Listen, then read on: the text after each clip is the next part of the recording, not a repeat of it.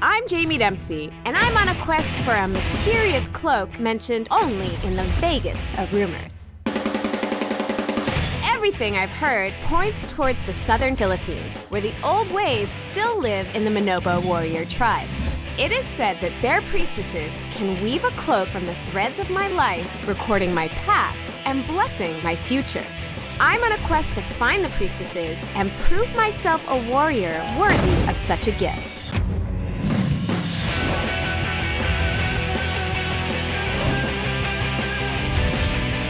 In this leg of my journey, I visit the island of Bohol, where I forge a blade and dive deep under the mountains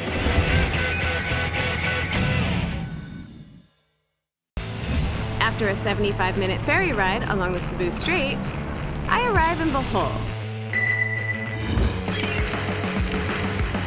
The place locals call God's Little Paradise.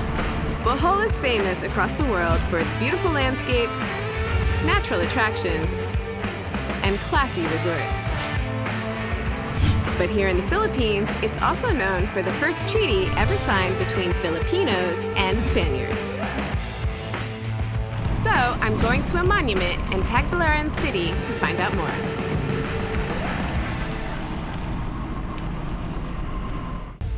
Spain failed to even start colonizing the Philippines for 40 years. Then in 1565, a local chieftain in Bohol concluded a treaty with a Spanish explorer, helping to lay the foundations for the Philippines' first Spanish settlement. The Sandugo marker is here to commemorate the blood compact between Miguel Lopez de Legazpi and Datu Sikatuna to seal their friendship. The monument shows them drinking wine mixed with their blood. But what really draws my eye is the distinctive sword worn by the local chieftain. I hear I can find out more in a town called Loai, so that's where I'm headed. On the way, I pass Baclayon Church. In 2013, an earthquake released as much energy as 32 Hiroshima bombs, damaging many of Bohol's famous churches, including this one.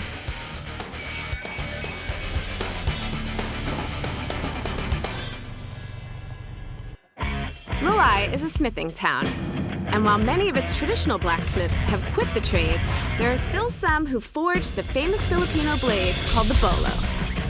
Filipino warriors have used bolos against all their colonizers, from Spanish to Americans to Japanese.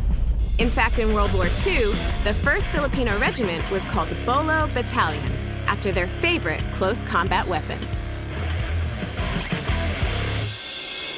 Hi, how are you? I'm Jamie. I'm Asin.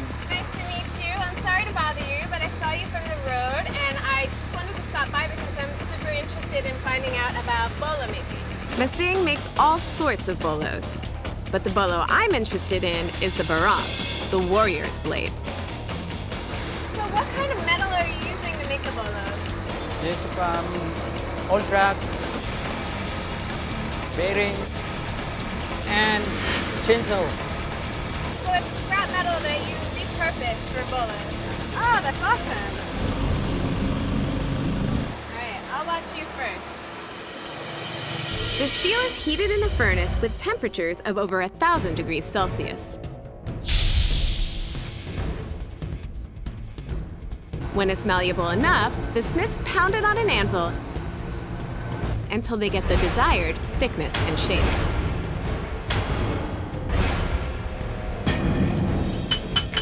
I like the rhythm they have going.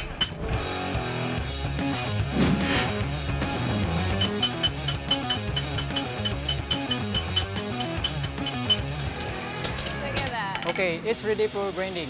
Okay, off to the next step. Ah, that's the handle.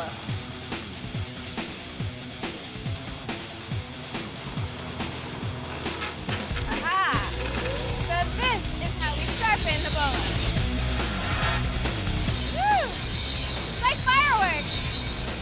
It's very pretty, but I don't want to get too close.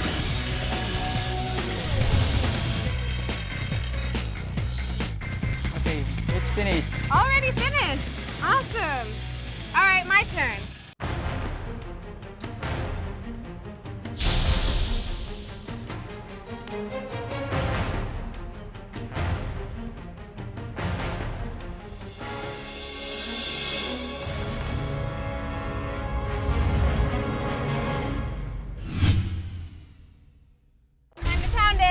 Be careful. Center. It usually takes a beginner 1 day to get the rhythm. This team has been together for over a decade, so their coordination is perfect. Then you... Wait, when do I go?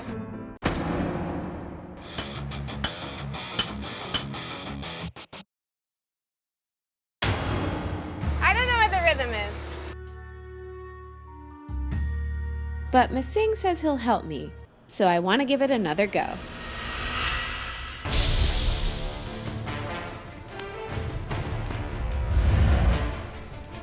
All right, here we go. 1,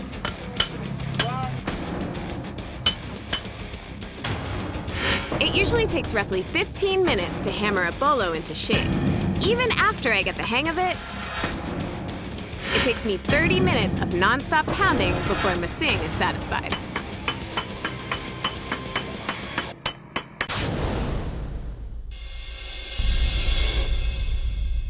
Okay, ready for grinding. Okay.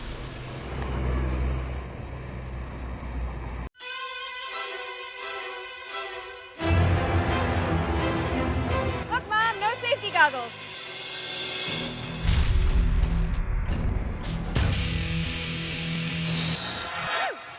Almost lost a finger. I've forged an awesome blade. Its weight is concentrated in front for more powerful chopping, and the handle is shaped to prevent it slipping out of my hand. All right. I think we're finished. Let's see how sharp this baby is.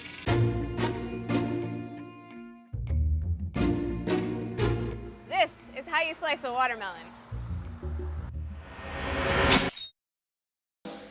Woo! I killed that watermelon. Well, it looks like the bolo I made is pretty darn sharp. But it's a little big for me to pack, so I think I'm opting for a souvenir that's a little smaller. Daghang salamat, Masing. Ay, isa pa yan.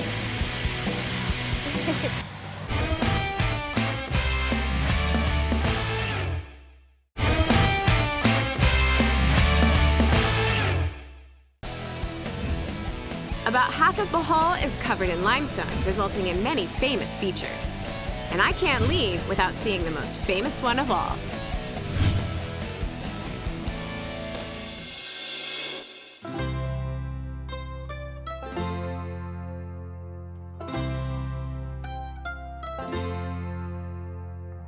These are Bohol's famous chocolate hills. There are hundreds of these throughout Bohol. In the dry season, they're brownish green, and in the wet season, they turn a purplish green, something I'd love to come back and see. Bohol's limestone has given it spectacular caves. I want to visit the most famous one. But first, a little maintenance.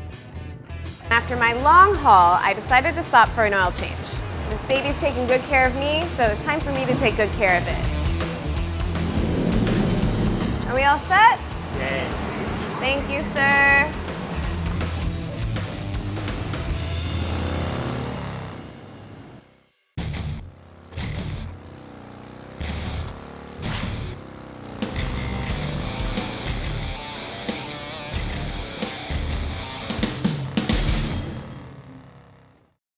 Locals speak of an 18th century freedom fighter, Francisco Dagohoy, who led a rebellion against Spanish rule using a magic amulet. I'm meeting Felix, his 12th generation descendant, to see if we can find Dagohoy's magic. Well, I heard that Dagohoy's cave is just near here. Are we able to retrace his steps? Okay, ma'am. All right, show the way.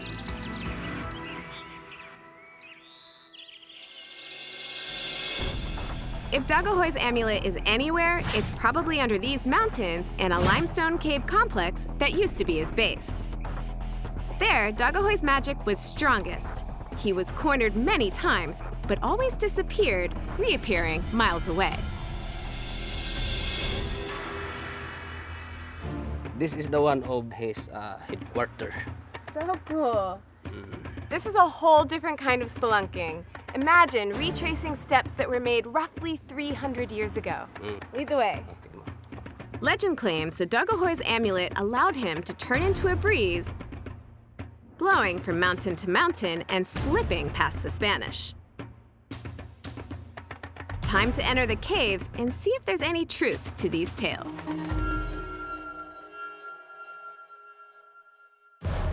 I have no idea how the rebels got in here with just 18th century equipment.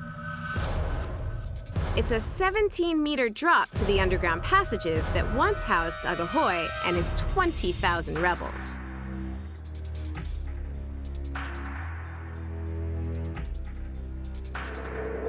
I know I let you guys do this to me. Ow, what's that noise?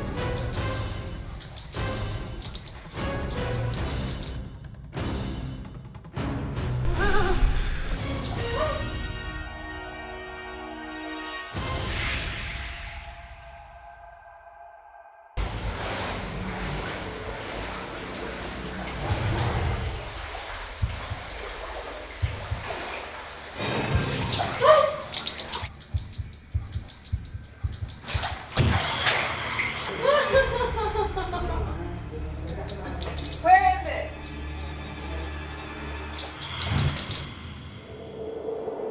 There. I don't want it flying at my head.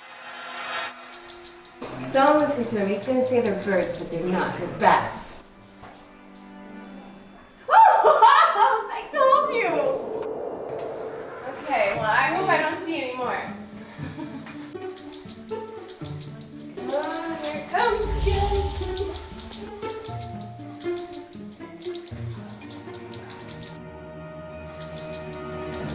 Oh, I see it.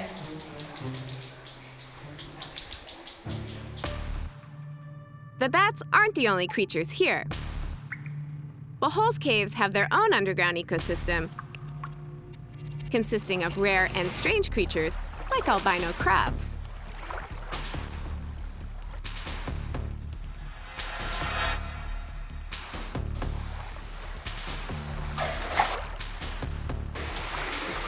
It's like doing a limbo.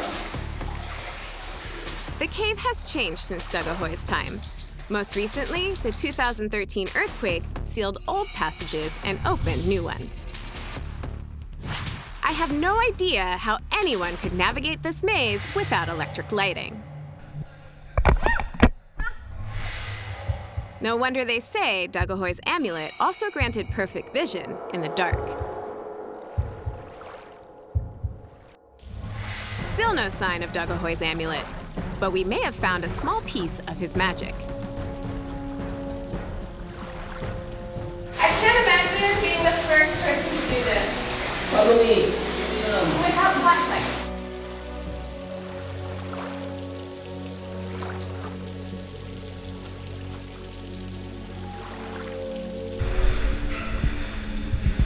What looks like a dead end is actually an underwater tunnel.